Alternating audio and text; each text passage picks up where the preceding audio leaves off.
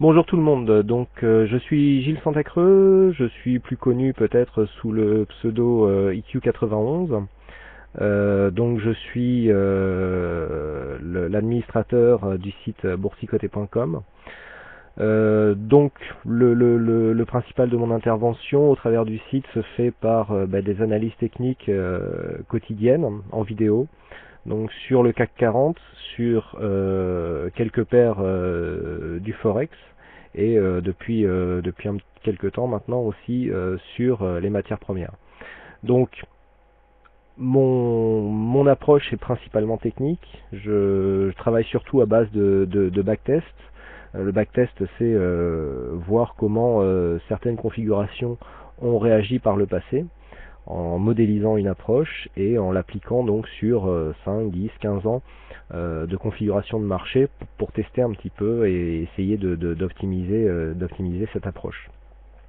Donc je suis personnellement trader pour compte propre, je précise que je suis amateur, hein, ce n'est pas ma profession, même si ça me prend énormément de temps.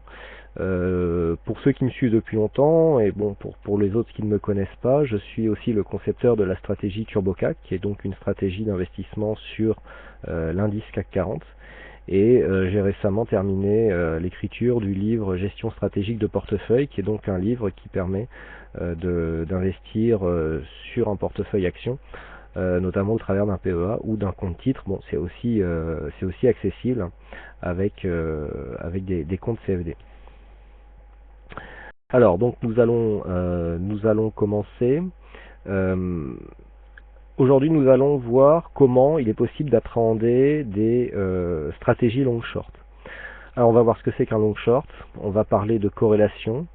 On va définir ce qu'est une couverture ou un arbitrage. On va parler des décorrélations sectorielles. Donc, les décorrélations sectorielles, on va surtout voir ce qui peut se passer sur ce que j'appelle des corrélations sectorielles. C'est par exemple deux actions qui sont dans la même catégorie, genre par exemple pour les plus connus Renault Peugeot, hein, dans la même catégorie, donc cyclique et industrielle. Et ensuite on va aborder les décorrélations indicielles et je vous présenterai les différents outils que j'ai conçus pour essayer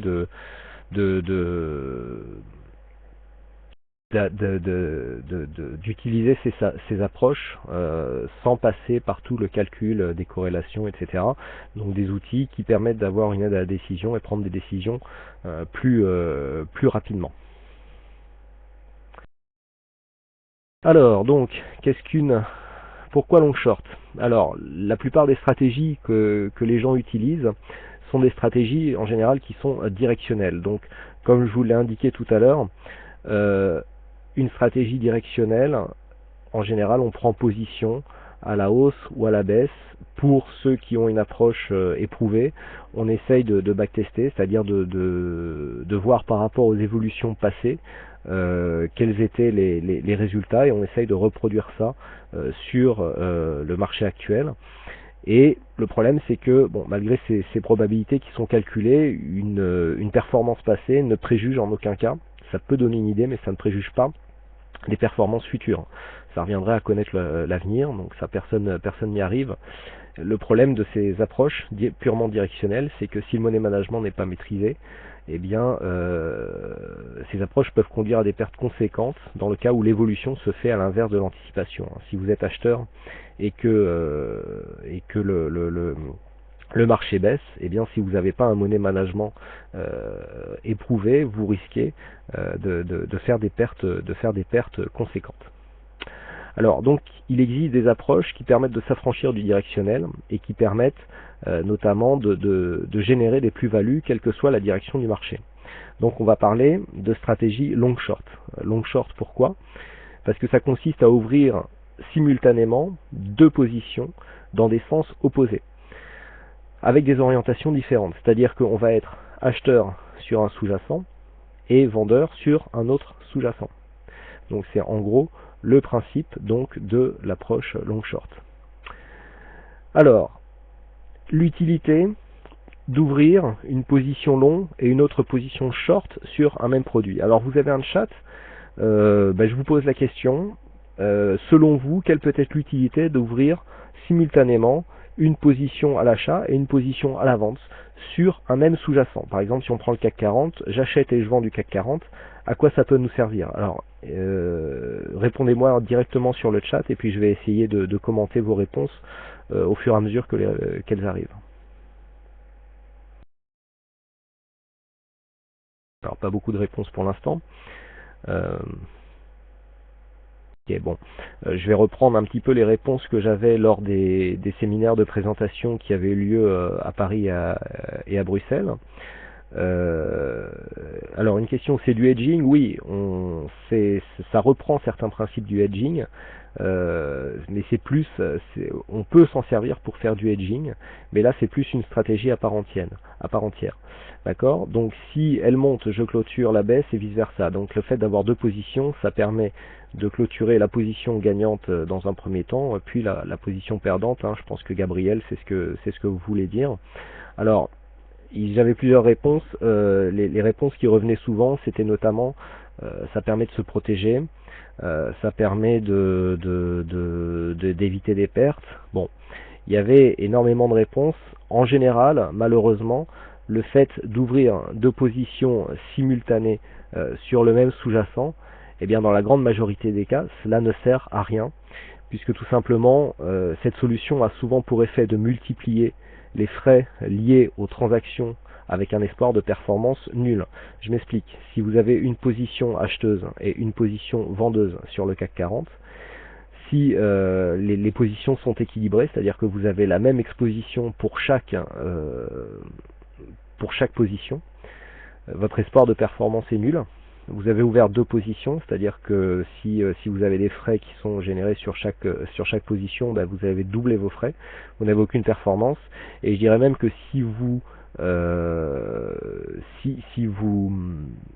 tenez ces positions sur plusieurs jours, eh bien vous allez avoir des frais des frais overnight, hein, des frais pour tenue de position overnight, qui seront pris sur les deux positions, alors que eh bien votre espoir de performance est nul. Donc ça m'amène à penser que le hedging est souvent méconnu ou mal utilisé par les investisseurs particuliers. D'accord? Pourtant, c'est quelque chose qui est énormément utilisé dans le milieu professionnel. Là, je vous ai mis des petits tableaux, donc vous pourrez télécharger le slide par la suite. Je vous ai mis des petits tableaux qui donnent un petit peu un aperçu de la répartition des stratégies en fonction donc sur des fonds. Donc c'est des graphiques qui commencent à être un peu âgés, mais j'ai pas trouvé plus récent. Mais les chiffres sont déjà éloquents. C'est-à-dire qu'on a le gros camembert qui se trouve en bas à gauche, qui fait 41%. Eh bien, il représente le pourcentage de ce que l'on appelle les long short equity. Donc vous avez 41% des fonds qui sont des fonds en long short equity. Et ensuite, vous avez un autre camembert qui est un peu moins visible, donc qui fait 8%, vous verrez ça sur le slide, qui concerne les equity market neutral, c'est-à-dire on verra que le market neutral c'est un système d'investissement qui ne donne aucune exposition théorique directionnelle, c'est-à-dire que les positions sont faites de telle manière que le bêta est nul. Le bêta est nul implique qu'il n'y a pas de direction théorique du marché, puisque un bêta, en fait, si vous avez un bêta de 1, si votre bêta est respecté, ça veut dire que si le marché monte de 1%, votre portefeuille, en tout cas votre compte, doit gagner 1%. Là, on a un bêta théorique de 0, et malgré tout, on va réussir à dégager de la performance. Donc un peu plus d'explications. Ça, c'est ce qu'on appelle le market neutral, c'est-à-dire c'est le fait d'avoir un bêta nul, et donc on va neutraliser de manière structurelle les risques du marché action en ajustant les expositions pour avoir un bêta le plus proche possible de 0. Alors un des principaux avantages de cette approche, c'est que le résultat n'est plus dépendant du directionnel, c'est-à-dire qu'à partir du moment où le bêta est nul, eh bien que le marché monte ou descende, normalement on ne devrait pas être impacté. D'accord? D'autant plus si les deux positions sont prises sur des valeurs dans le même secteur d'activité. Je vous parlais tout à l'heure des décorrélations sectorielles. c'est tout à fait le cas, par exemple, si on fait un long short. Le long short le plus connu dans les actions françaises, c'est le long short Renault-Peugeot, d'autant plus qu'il est un petit peu sous les feux de l'actualité actuellement. Si vous êtes par exemple long Peugeot, short Renault, normalement le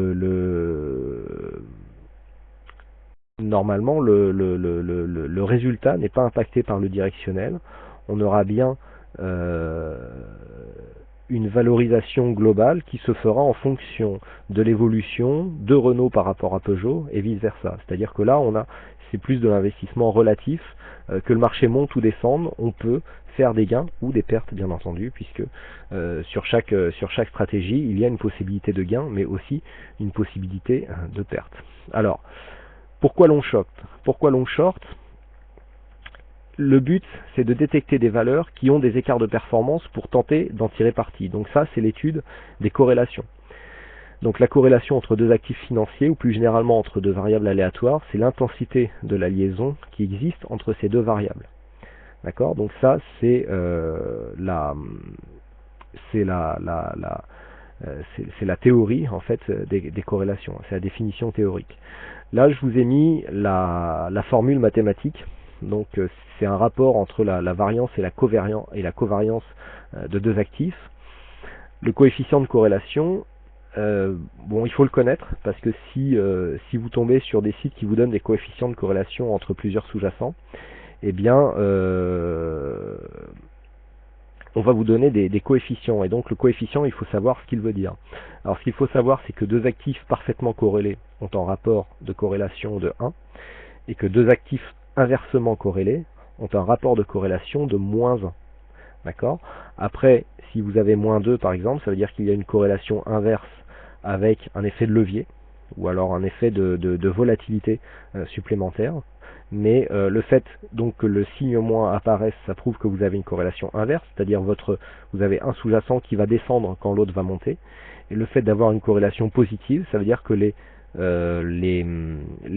l'ensemble des directions vont être approximativement les mêmes. Plus on s'approchera de 1, et plus les mouvements seront accordés. Le bêta maintenant, je vous ai parlé du bêta tout à l'heure. Le bêta d'un portefeuille se définit mathématiquement comme le rapport de la covariance et de la rentabilité implicite de ce portefeuille avec celle du marché, et de la variance de la rentabilité implicite du marché. Donc c'est la covariance sur la variance. Le bêta, bon, c'est bien beau tout ça, c'est de la théorie. Je vous ai dit que moi j'essaie de vous donner quelque chose de simple. On ne peut pas connaître une approche sans au moins connaître la théorie. Donc là, on voit la théorie, et nous allons voir qu'après, il y a des outils qui peuvent permettre justement de calculer ces rapports d'une manière plus simpliste. Alors, j'ai une question. Connaissez-vous des sites web fournissant des coefficients de corrélation et les bêtas? Oui, j'en connais un qui le fournit pour les indices mondiaux. Alors, si vous voulez plus d'informations là-dessus, vous pourrez venir me contacter sur le site boursicoté.com, notamment sur le chat. C'est un site qui s'appelle macroaxis.com. Il y a, en fouillant un petit peu, on cherche et on trouve un tableau à double entrée. Vous avez quasiment tous les indices mondiaux. Vous avez les indices européens, américains, et puis bon, certains indices d'émergents notamment. Et vous avez les rapports de corrélation de tous ces indices entre eux. C'est vraiment très intéressant. On pense des fois qu'il y a des corrélations qui sont très fortes, alors qu'en fait, bon, c'est des calculs qui sont calculés en temps réel. En fait, les rapports ne sont pas forcément si évidents que ça. Pas sur les secteurs et les actions, non, ça c'est là je n'en connais pas malheureusement. Moi, c'est vrai que les corrélations, je les utilise entre indices, surtout sur des approches long short. Et pour ce qui est des actions, j'utilise plutôt une approche d'investissement en actions et de couverture par indice. Donc avec là j'applique des rapports qui sont un peu différents. J'aborde d'ailleurs ce sujet dans mon livre, Gestion stratégique de portefeuille, puisque dans ce livre j'applique une stratégie action, donc où je suis acheteur sur action, ce qui me permet d'être accessible à un PEA, c'est-à-dire je suis toujours acheteur action et je suis vendeur de l'indice par le biais de trackers, toujours pour rester dans le cadre PEA, pour protéger et donc assurer une couverture à mes actions. Je ne fais pas énormément, bon sauf cas exceptionnel, mais je ne fais pas énormément d'actions entre elles. Bon, de toute façon, si vous êtes sur des actions qui sont sur le même marché, je pense notamment au marché français, les rapports de corrélation et les bêtas viennent plus en fait de la différence de volatilité. En fait, il y a moyen aussi de simplifier ce calcul pour avoir donc sur un long short, déjà le fait de rendre équitable les lignes d'actions en termes d'investissement donc de lignes. Normalement, on a un bêta qui est proche de 0 et pour corréler donc une action avec son indice de secteur et de marché. Oui, c'est une bonne approche. Moi, je sais que c'est une approche que j'utilise et qui donne de très bons résultats. C'est surtout sécurisant. Ça permet surtout d'éviter des drawdowns, c'est-à-dire si vous êtes acheteur sur action et que vous appliquez une couverture, quand il y a une phase de baisse qui apparaît, vous n'êtes pas obligé de revendre vos titres. C'est-à-dire que vous pouvez avoir une valorisation qui baisse sur vos lignes actions et qui est compensée en fait par la couverture. Donc ça permet d'éviter des trop gros drawdowns sur l'intégralité du portefeuille, et lorsque vous avez par exemple une fin de consolidation qui est détectée, eh bien vous revendez votre couverture et en fait vous avez toujours gardé vos lignes et vous avez abaissé votre PRU. Donc il y a énormément de choses qu'il est possible de faire avec la couverture, et je vous invite, si vous ne l'appliquez pas, à vous renseigner là-dessus. Donc on va revenir au bêta. Le bêta d'un portefeuille, par rapport à ce que je viens de vous expliquer, si le bêta est de 0,5, ça veut dire que le portefeuille a varié en moyenne de 0,5%, quand le reste du marché a varié de 1%. D'accord ? Donc quand je vous disais que le fait d'avoir un long short était intéressant pour avoir un bêta nul, c'est-à-dire que, comme je vous l'ai expliqué précédemment, il n'y a pas de relation directe entre la direction du marché et la variation de votre portefeuille, de la valorisation de votre portefeuille. Donc ça, c'est un peu l'intérêt, c'est-à-dire ne pas être soumis au directionnel du marché. On parie souvent à la hausse, à la baisse, il faut que le marché monte, descende. Là, l'avantage de cette approche, c'est que si la stratégie a bien été montée, il est possible en fait de s'affranchir d'un mouvement directionnel et même d'un retournement pour continuer à gagner de l'argent. C'est-à-dire, moi, ça m'est souvent arrivé, notamment on le verra sur les actions tout à l'heure, ou si vous tombez sur un titre qui est porté par un biais spéculatif, si vous le couvrez, en fait, quand le marché monte, le titre monte plus que le reste du marché, donc il est couvert, donc en fait la perte qui est provoquée par la couverture est compensée par la surperformance de l'action, et quand le marché baisse, en fait le titre baisse moins que le marché, et en fait la couverture génère plus de plus-value que ce qui est généré en moins-value sur le titre action. C'est ça en fait le long short, c'est-à-dire que même s'il y a un retournement, si le rapport de corrélation ne change pas, vous continuez à gagner de l'argent. C'est un petit peu ce qui différencie cette approche des approches purement directionnelles. Donc pour résumer, les choses qu'il faut retenir, c'est que deux sous-jacents parfaitement corrélés auront un rapport de corrélation égal à 1. Deux sous-jacents inversement corrélés auront un rapport de corrélation égal à -1. Et pour être neutre au marché, le bêta doit avoir une valeur nulle. Ça, c'est les trois principales choses que je vous demande de retenir pour la suite de ce webinaire. Oui, alors je lève les yeux souvent, puisque j'ai plusieurs écrans et qui me permettent de suivre en temps réel le slide. Alors le slide qui sera disponible en téléchargement, bien sûr, mais qui me permet un petit peu, puisque là mon retour est vraiment tout petit et ne me permet pas de lire au fur et à mesure. Donc maintenant on va voir un petit peu, on va rentrer dans ce qui est vraiment la corrélation. Donc lorsqu'un écart de performance est constaté entre deux sous-jacents, il existe deux approches pour essayer d'en tirer parti. Première approche, c'est d'essayer de jouer la continuité, ou alors de jouer le resserrement, c'est-à-dire vous constatez un écart de performance entre deux sous-jacents, ça peut être des indices, ça peut être des actions, ça peut être énormément de choses. Soit vous décidez de jouer le retour en corrélation, soit vous décidez de jouer la continuité.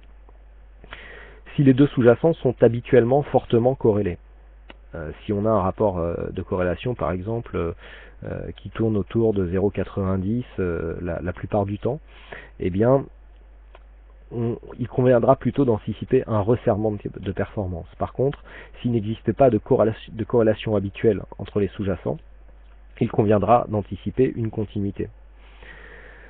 Ça, c'est pour la différence donc que l'on peut avoir. Alors, comment anticiper la continuité?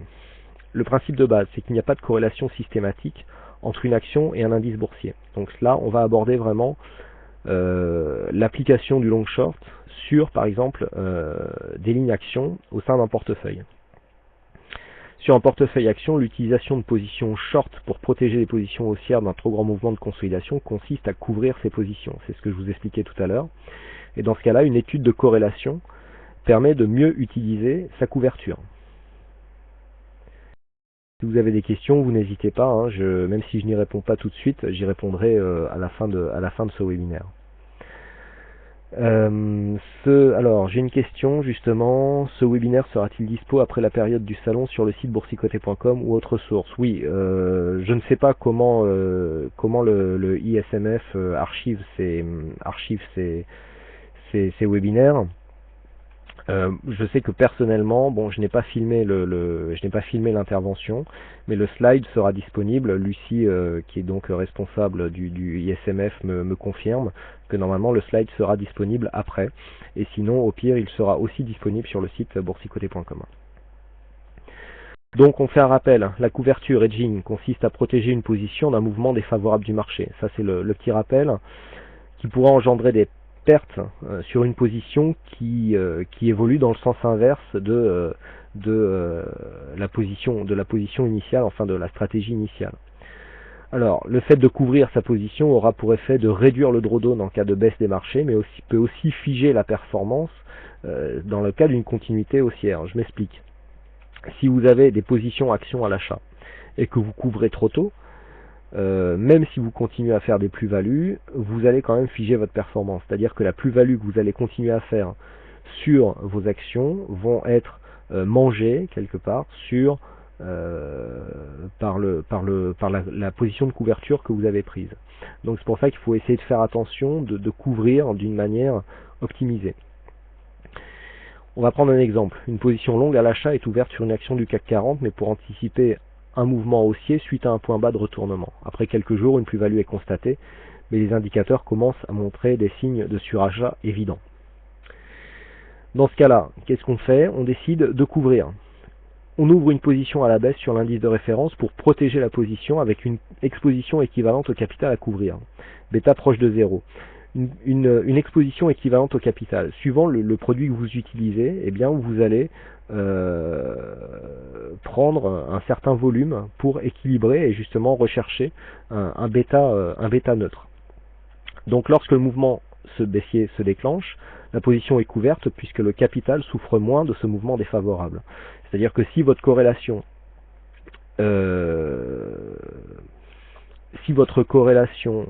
est continue, c'est-à-dire que vous pouvez aussi avoir une corrélation qui est bonne et puis qui change au même moment, alors ça serait vraiment pas de chance, mais ça peut arriver, la corrélation peut changer au moment où le sens du marché change. Dans ce cas-là, il peut effectivement y avoir des arbitrages à faire, mais dans le cas où la corrélation reste la même, eh bien, la couverture va vous permettre d'améliorer la performance d'une position en évitant une perte latente trop importante, puisque le rapport de corrélation aura été calculé en amont. On va prendre un exemple ici sur ce slide. Donc là, vous avez une prise de position. Donc là, c'est vrai que je ne sais pas si vous voyez bien. On a une prise de position donc qui est prise à l'achat. Le titre monte. On décide de couvrir, hein, par exemple sur un contact avec la bolle supérieure ou bon, ça peut être sur différents éléments. Et ensuite, on voit qu'à partir du moment où le titre est couvert, eh bien, on a une performance qui devient quasiment horizontale. Hein. Il y a toujours des petites variations. Ça, c'est l'effet de la couverture. Mais ce que l'on voit, c'est qu'on a figé une plus-value. D'accord ?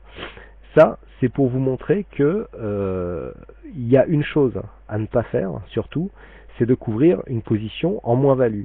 Puisque là, de fait, si le fait d'avoir couvert une position en plus-value, ça fige la performance, si vous couvrez une position qui est en moins-value, par exemple, vous êtes acheteur, le titre descend, et au bout d'un moment, vous dites, bah là, ça commence à faire une grosse perte, je vais couvrir. Si le marché se retourne et qu'il remonte, du fait que vous avez couvert votre titre, c'est-à-dire que vous avez appliqué une position vendeuse à une position acheteuse en moins-value, votre titre, lui, va bien remonter, mais par contre, votre couverture va passer en négatif et en fait va vous manger le rattrapage que vous auriez eu normalement sur la position. Donc, dans la gestion de la couverture, il faut toujours éviter de couvrir une position perdante en moins-value, tout simplement parce que en fait une couverture fige la performance, et donc si on la fige en moins-value, eh bien on aura beaucoup plus de mal à récupérer son argent, son capital sur cette position.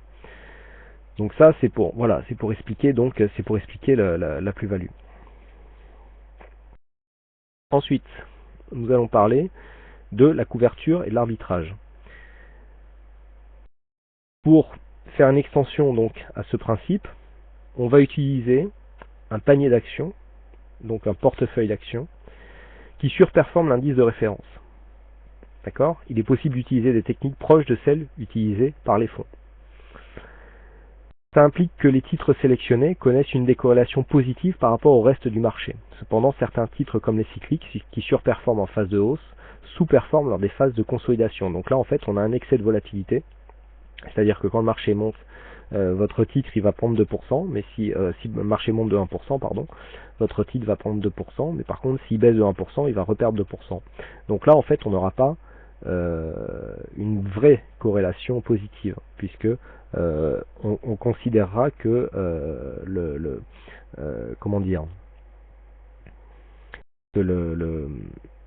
il y a juste un écart de volatilité en fait. Donc une vraie corrélation positive, c'est un titre qui va évoluer en pourcentage plus fort que l'indice de référence, que le marché monte ou descende. Il faut tenir compte de ces écarts toutefois, dans les variations de volatilité, dans le calcul du bêta. Alors, on va voir plusieurs exemples.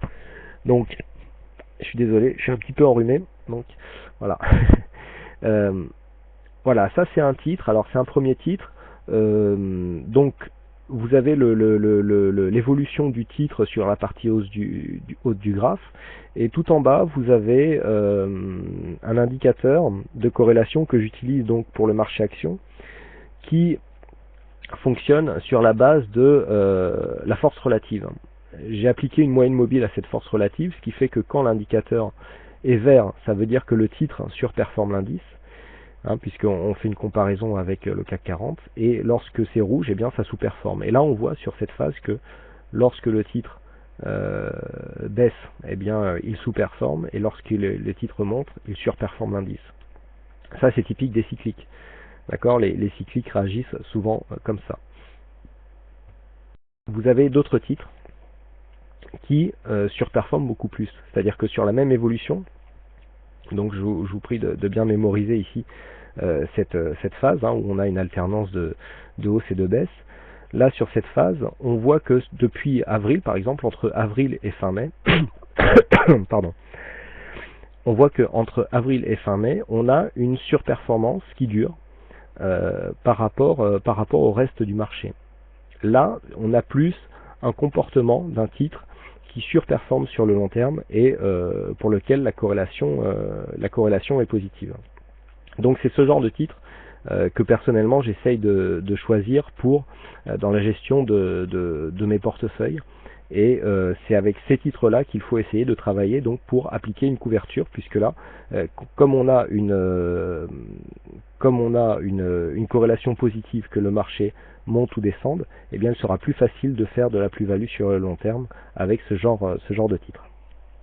Alors j'ai une question: comment peut-on calculer nous-mêmes ces corrélations avec une plateforme de trading qui permet la programmation?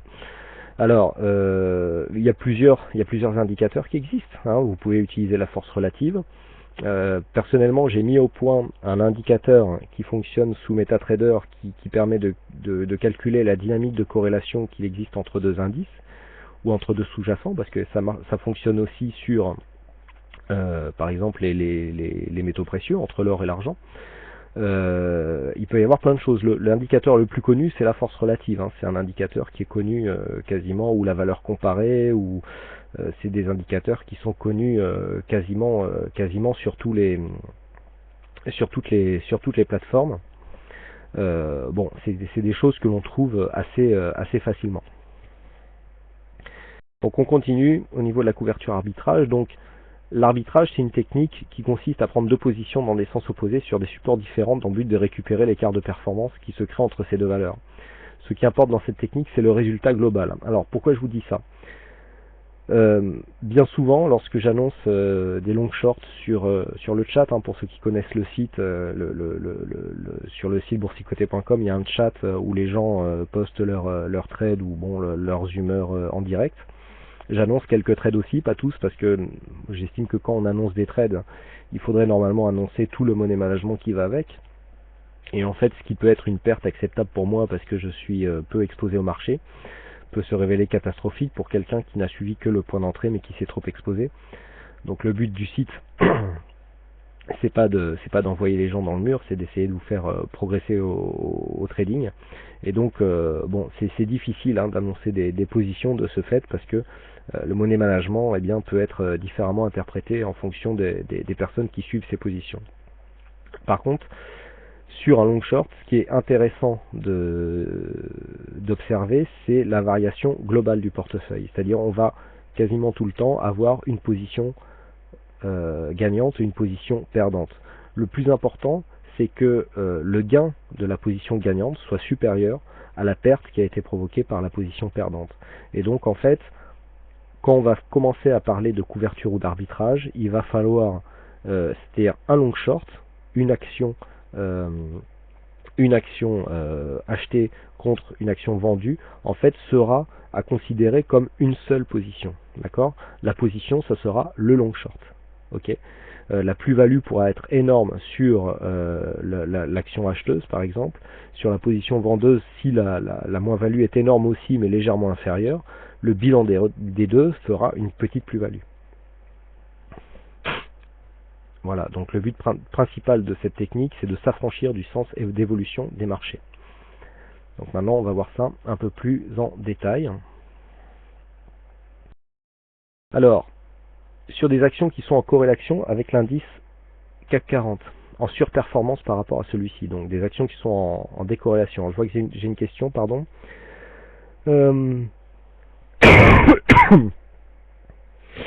Alors, connaissez-vous des sites web permettant justement d'avoir les indicateurs et les charts force relative sur les plateformes très connues, genre ProRealTime ou MetaTrader, c'est accessible.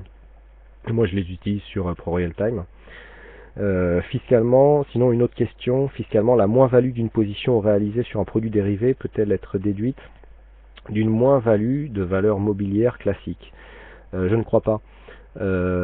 Lorsque il faut que les moins-values et plus-values doivent être compensées sur le même type de produit.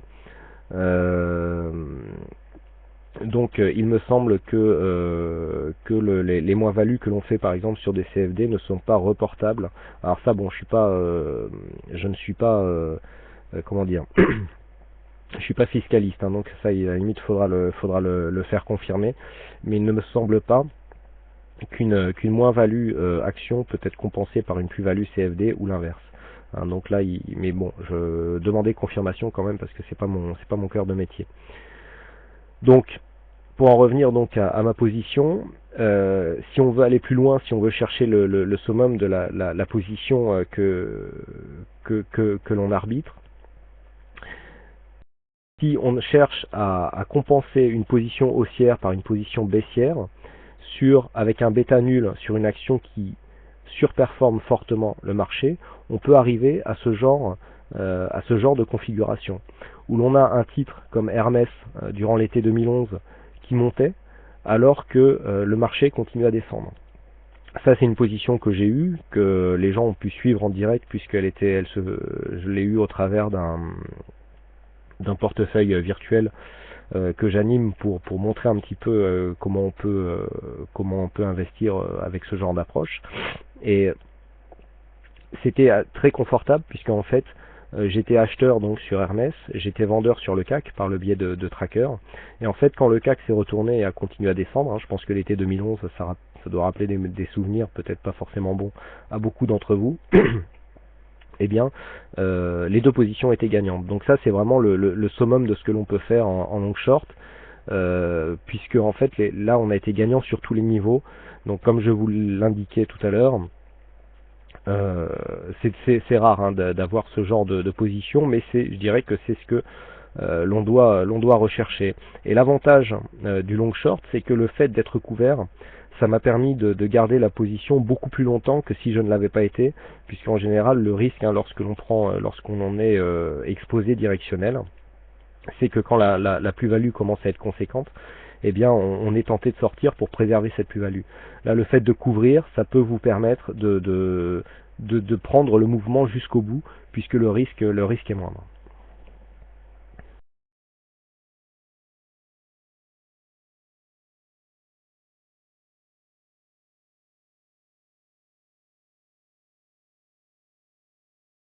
Donc,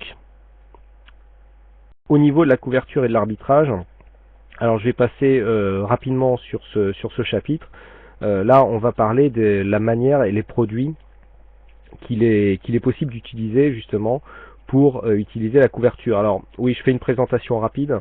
Je vous présenterai des produits qui seront à disposition sur le site boursicoté.com. Il y aura d'autres webinaires qui seront organisés pour les gens qui veulent aller plus loin dans ce genre d'approche et dans la manière dont moi je l'aborde. Donc là, on fait une présentation succincte. Le but étant de vous, bon, j'ai rien à vous vendre suite à la suite de ce webinaire, mais si vous êtes intéressé, vous prenez contact avec moi hein, sur le site et il y aura d'autres webinaires qui seront donnés. Là, le but est de donner accès à des formations qui ont été données en physique, hein, en séminaire, mais voilà, on peut pas aller partout en France ni à l'étranger. Donc là, c'était une manière de rendre un petit peu cette approche accessible.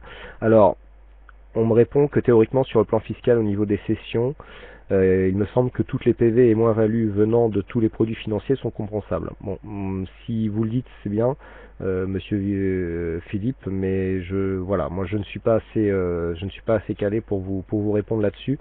Il me semble qu'il peut y avoir des différences entre les produits. Hein.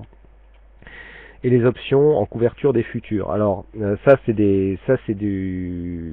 rentre dans des systèmes beaucoup plus utilisés par les professionnels. Là, le fait de présenter cette approche, c'est pour essayer de la rendre accessible pour des gens qui essayent d'ouvrir un petit peu votre vision du trading pour les personnes qui ont un investissement plus classique mais particulier. Notamment au travers d'actions et du trading avec les CFD. Il est évident que pour ce qui est des options et des futurs, il existe des méthodes beaucoup plus complexes, mais qui sont aussi très efficaces, hein, qui permettent d'investir d'une manière différente. Donc les principaux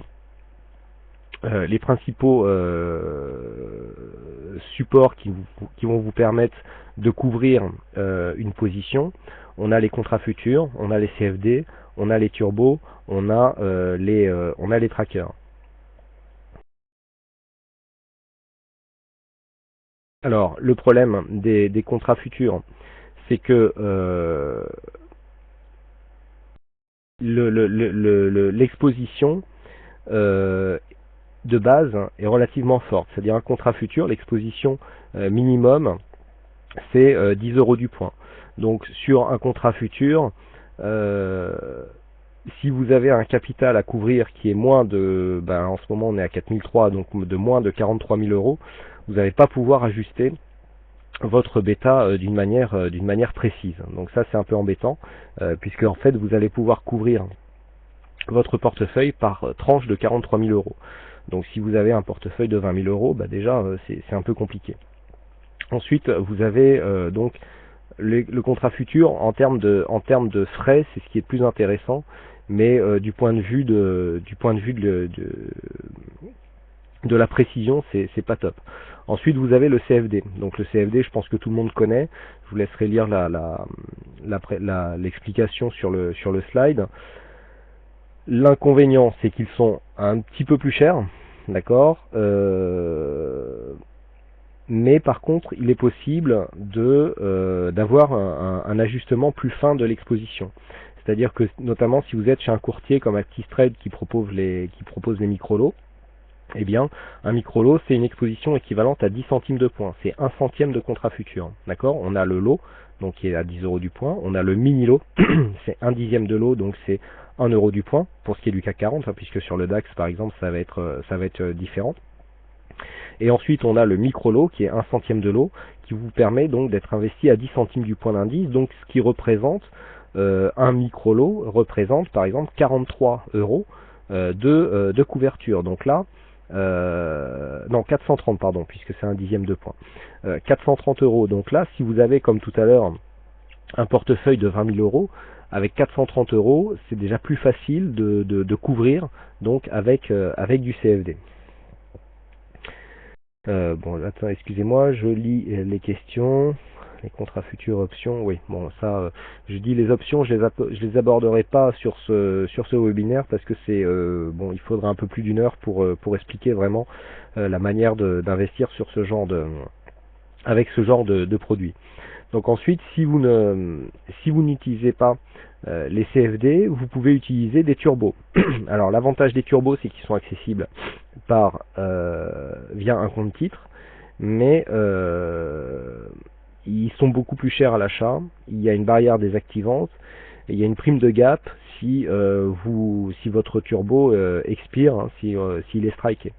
Donc il y a un coût global qui est beaucoup plus fort, une liquidité aussi qui est moindre, notamment l'émetteur se réserve le droit de suspendre la cotation du turbo en cas de forte volatilité, donc des fois vous êtes prisonnier de votre position, c'est souvent dans le mauvais sens en plus, et on a un coût plus fort. Et enfin, dernière chose, il y a le tracker. Donc le tracker, là, c'est encore différent. C'est comme une action, un tracker, mais qui cote donc et qui donne par exemple une évolution inverse par rapport à l'indice. Je pense notamment au BX4 qui est le plus connu.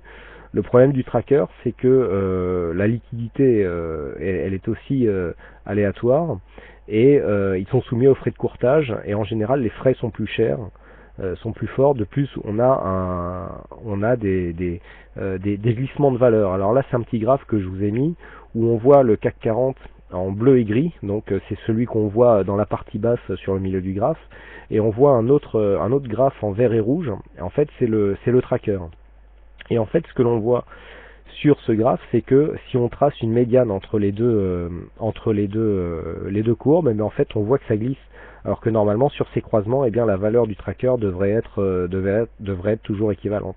Et là, en fait, cette droite qui descend, ça représente le glissement, en fait, la perte de valeur du tracker dans le temps.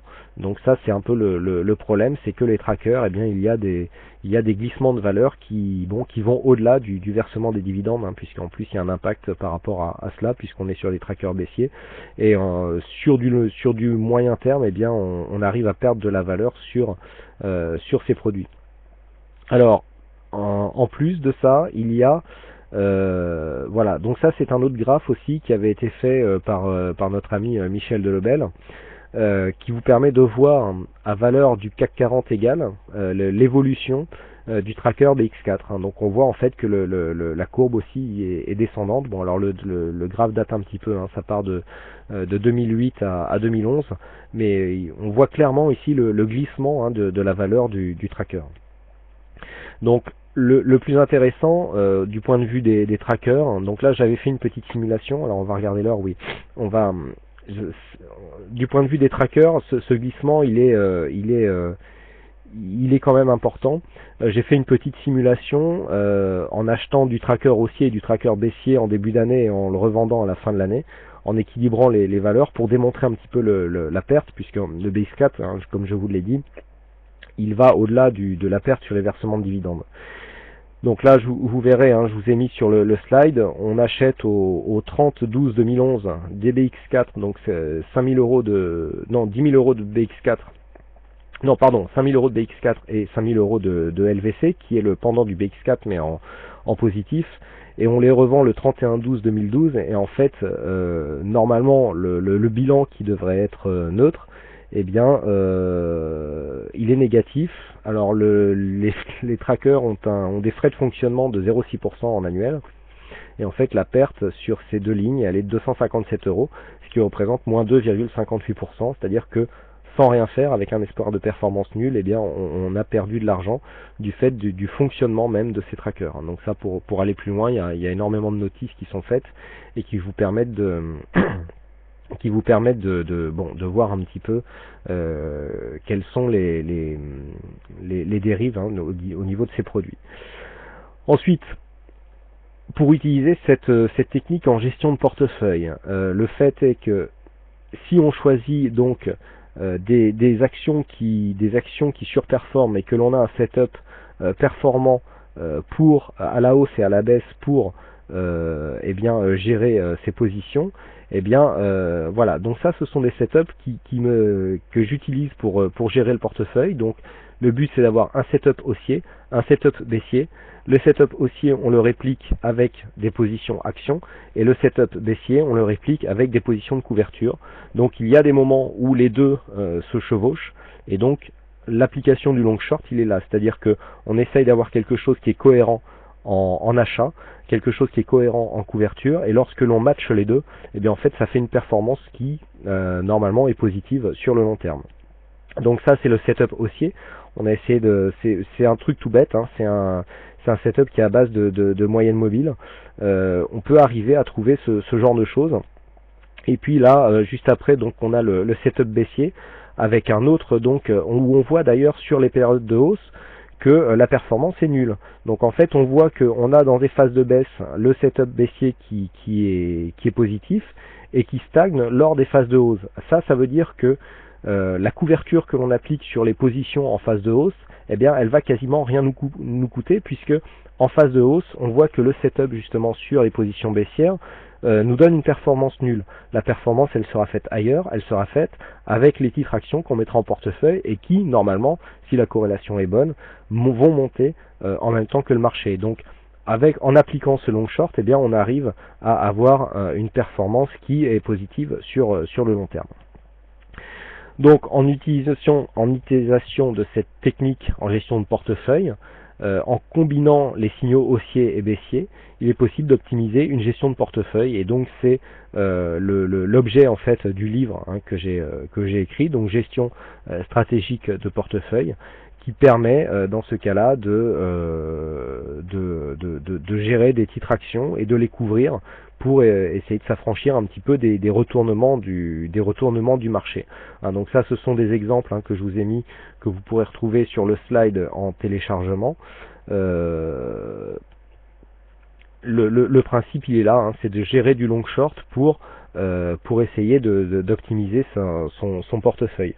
Donc ça, c'est l'objet du livre Gestion stratégique de portefeuille. Bon, le but c'est pas non plus de faire trop de promotion, donc si vous voulez plus de renseignements, vous pouvez venir sur le site boursicoté.com.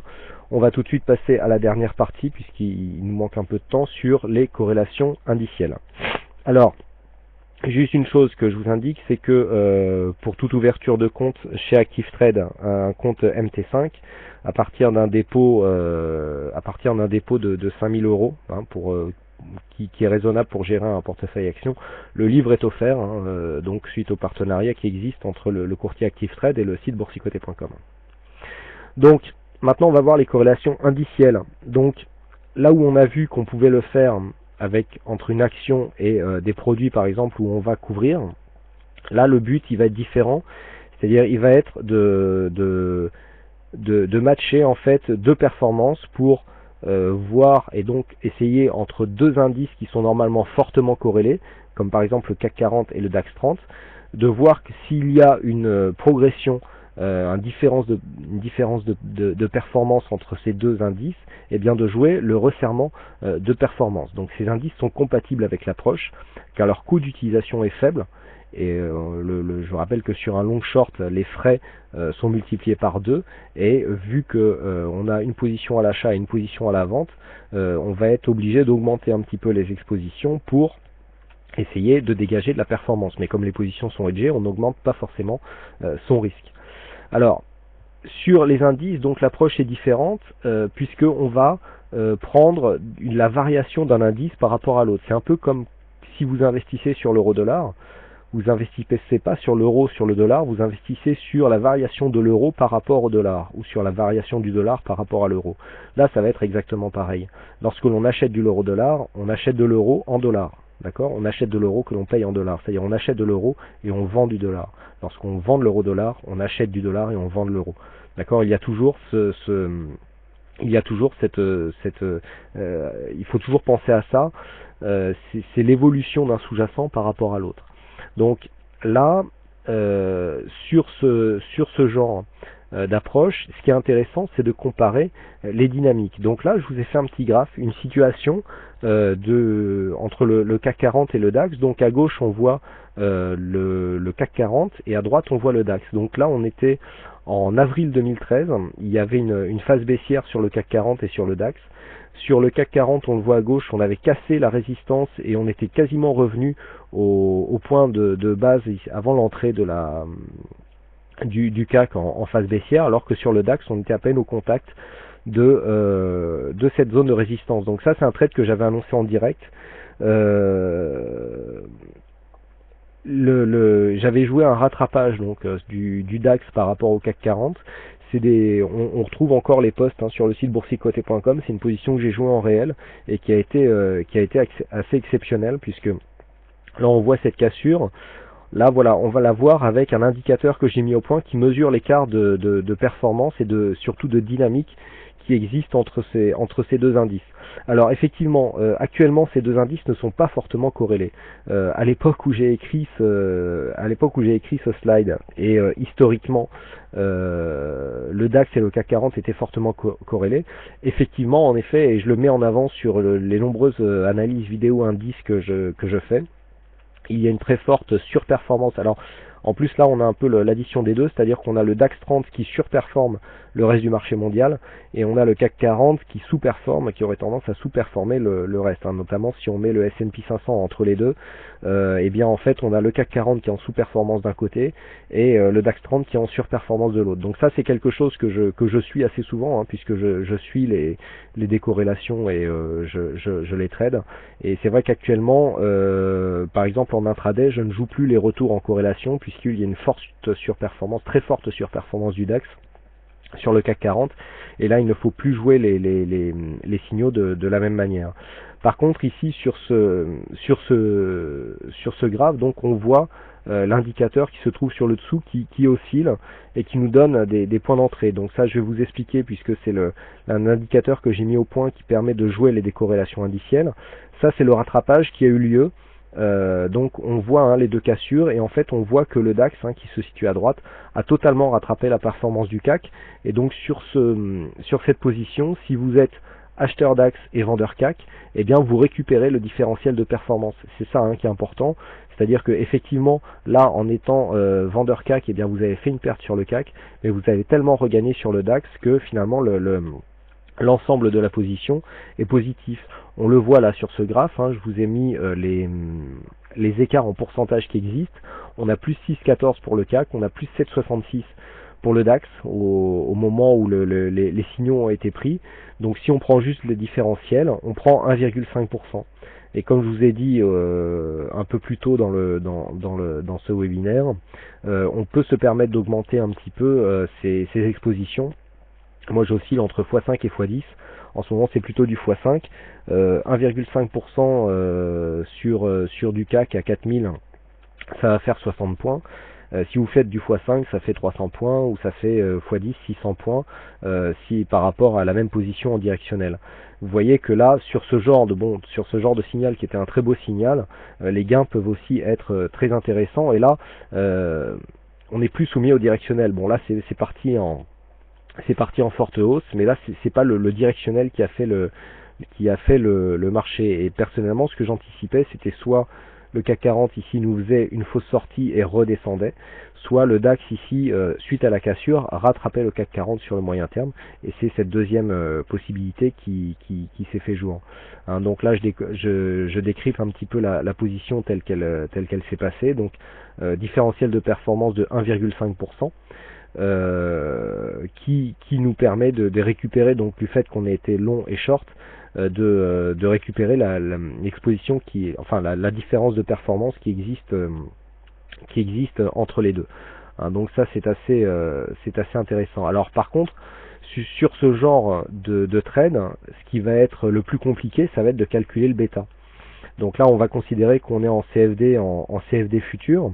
Une petite question, à votre avis, pour équilibrer entre un DAX qui cote, alors oui je suis désolé, hein, là on était en mai-juin, donc le DAX était un peu plus bas, entre un DAX qui cote 8220 et un CAC qui cote 4000 points, quel est le rapport selon vous qu'il faut prendre en lot standard?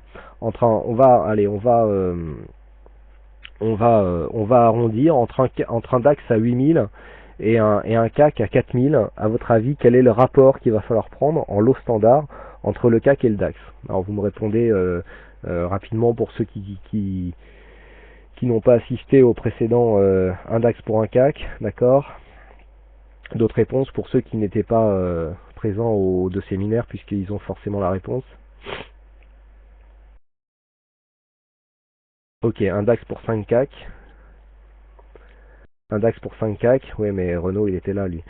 Alors effectivement, hein, bon, il y avait plusieurs réponses, il y avait un pour 1 pour 2, 1 pour 5, 1 pour 10. Il faut prendre 1 pour 5.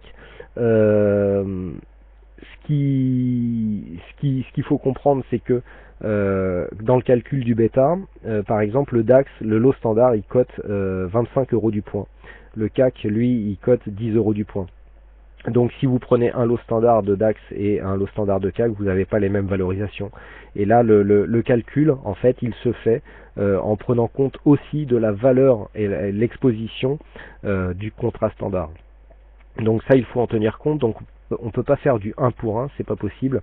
Il faut vraiment calculer l'exposition en fonction de la valeur des deux sous-jacents et de leurs expositions, d'accord? Donc une variation de 1 point sur un lot de CAC, c'est 10 euros, et 1 point sur un lot de DAX, c'est 25 euros. Donc le calcul, il deviendra le calcul qui est affiché là, et donc on tourne environ à effectivement un DAX pour 5 CAC, hein, ce qui est, là on est un peu plus, on est en ce moment on est à je crois de 5,4.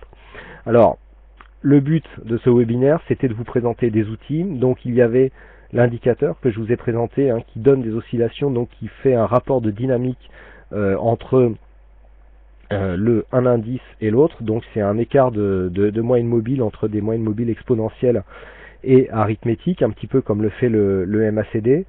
Il y a aussi, je propose aussi, comme vous avez à l'écran, un outil qui est un outil tout bête, un outil Excel, hein, qui calcule en temps réel sous le principe du DDE sample avec MetaTrader les rapports de corrélation pour avoir un bêta neutre. Donc on voit, hein, il y a les indices européens, il y a les indices américains et il y a les matières premières hors argent. Le principe ici, c'est d'avoir des outils qui vous simplifient la tâche. C'est-à-dire que là, il y a un calcul qui est fait en temps réel. Et donc, à partir du moment où vous voulez hedger, par exemple, ou si vous voulez couvrir, en ce moment, par exemple, il vaut mieux prendre des positions haussières sur le DAX et couvrir avec du CAC à la baisse, par exemple. Au moins, même si le marché ne rentre pas en phase de consolidation, vu que vous avez un CAC qui sous-performe, eh bien vous pouvez, si les positions sont bien équilibrées, vous avez quand même une performance résiduelle qui reste sur votre compte. Ok, donc ça c'est assez important. Voilà. Donc il y a cet outil. Je termine rapidement avec les outils puisqu'on devra avoir fini. Il y a aussi un outil exclusif que fournissent ActiveTrade qui s'appelle Smart Order. qui permet de mettre des take profits et stop loss sur 2 positions simultanées. Donc ça c'est assez intéressant quand on fait du long short.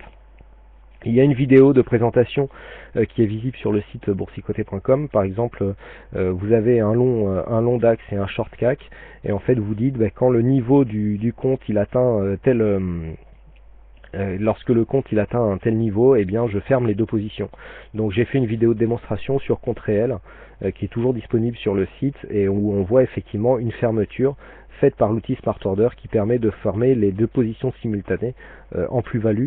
Donc ça c'est assez intéressant à découvrir. Et donc bien pour vous présenter l'offre, tous les indicateurs et outils qui vous ont été présentés seront étudiés. Donc on fera un webinaire de suite avec le partenaire ActiveTrade, et il y aura donc une suite. Donc pour cela il faut s'inscrire sur le site, et donc les outils et indicateurs seront partagés pour les clients qui ont un compte. Alors pourquoi chez ActiveTrade, ça je l'expliquerai aussi par la suite, c'est qu'il vaut mieux privilégier la cotation future et le micro-lot, et le fait aussi d'avoir donc l'outil Smart Order qui facilite énormément l'approche long short. Tout ça font que, et qui plus est, sur les positions overnight, il n'y a pas de frais de tenue de position overnight, c'est-à-dire vu que vous êtes en cotation future, si vous gardez votre position une semaine, eh bien, il n'y a pas de frais qui sont prélevés sur votre position. Voilà, donc je vais vous donc peut-on se procurer votre indicateur de corrélation? Oui, il sera bientôt disponible sur le site. Je pense que suite à ce webinaire, je vais faire une offre d'essai pour les gens qui veulent l'essayer, et ensuite il y aura des modalités. Le but ce n'est pas de le vendre, c'est vraiment de le partager avec des gens, mais pour cela pour l'instant je préconise effectivement l'ouverture d'un compte chez le courtier ActiveTrade. Il y a eu des essais qui ont été faits chez d'autres courtiers, le fonctionnement est totalement différent. Donc pour l'instant je préfère privilégier ce courtier. À ma connaissance, ActiveTrade ne propose pas le futur, il propose le CFD futur. C'est-à-dire c'est du CFD en cotation future, c'est différent. Hein. On pourra en parler plus amplement si vous voulez sur le site, mais c'est tout à fait compatible. Excusez-moi. J'attends donc les dernières questions avant de clôturer ce webinaire. Je suis désolé d'avoir débordé un petit peu. Donc pour plus d'informations, vous pouvez demander donc l'ouverture d'un compte long short dédié, ou alors venir sur le site boursicoté.com. Hein, je pense que pour ceux qui ne me connaissent pas, mon pseudo sur le site c'est IQ91. Quelle est la meilleure UT à prendre, la meilleure unité de temps? Il n'y en a pas de meilleure. Plus on est dans une unité de temps longue, plus la stratégie est performante à mon sens. Même si bon, c'est un petit peu comme toutes les stratégies. Par contre, en dessous de l'UT15, c'est très compliqué de faire de la plus-value, puisque les écarts sont en général mangés par le spread, même avec des spreads à 1 point, hein, puisque chez ActiveTrade le CAC et le DAX sont à 1 point. Et bien sur de l'UT5 par exemple, déjà ça devient compliqué de revenir sur le spread, hein. En général une position long short, lorsqu'on arrive à faire un différentiel 5-6 points, ça commence à être le début. Quand on commence à faire 10 points, 10 points de CAC, ça commence déjà à être une bonne position. Voilà, donc écoutez, a priori peu de questions. Donc comme je vous l'indiquais, si vous voulez plus de détails, hein, venez sur le site boursicoté.com, et donc je remercie donc le ISMF de nous avoir accueillis et de nous avoir permis de tenir ce webinaire. Voilà, il faut toujours une tendance, pas forcément. Regardez sur le CAC actuellement, il n'y a pas de tendance, on est neutre, mais le fait d'avoir une tendance sur le DAX, eh bien, il y a une corrélation positive qui est dégagée, et il est possible d'en profiter, alors que sur le CAC il ne se passe pas grand chose. C'est aussi ça le long short, c'est de pouvoir profiter des fois d'une non-tendance, mais s'il y a des différences de performance entre deux indices, il y a autre chose à faire que du directionnel. Voilà donc, écoutez, merci à tous pour d'avoir assisté à ce webinaire. Comme selon la formule consacrée, il ne me reste plus qu'à vous souhaiter à toutes et à tous une bonne séance, bonne chance dans vos prochains trades, et on se retrouve donc pour plus tard sur les prochaines analyses vidéo ou sur de prochains webinaires de formation. Merci à tous pour votre attention et à bientôt.